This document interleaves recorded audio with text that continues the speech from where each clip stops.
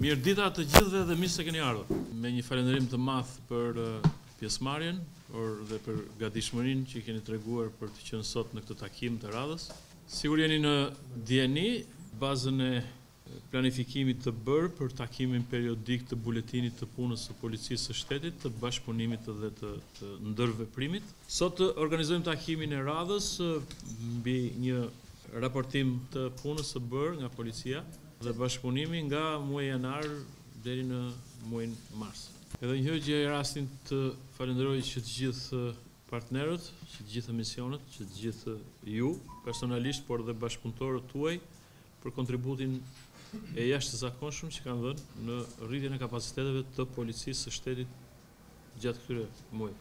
Mbi bazën e analizave të bëra, por dhe konkluzioneve të nxjerra në punën e vitit 2016, Policia e Shtetit të nxori objektivat kryesore dhe prioritetet për vitin 2017 dhe natyrisht që disa nga prioritetet bazë dhe më të rëndësishmet vazhdojnë të mbeten lufta kundër krimit të organizuar, trafikeve të palishme, korrupsionit, antiterrorit.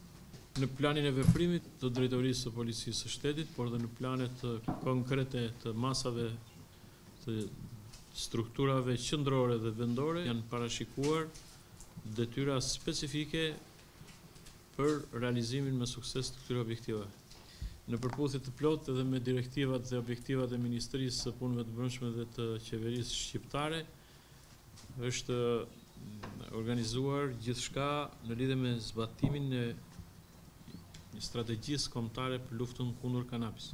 Sigur mund të jeni në dieni, pjesa më kryesore e këtij plan veprimi ose kësaj strategjie konsiston jo vetëm në luftën kundër kultivimit ose subjekteve që merren me kultivimin, por edhe për trafikimin. Jemi në një fazë shumë të rëndësishme të rritjes intensitetit për luftën kundër kultivimit në mënyrë të veçantë, por dhe të trafikimit.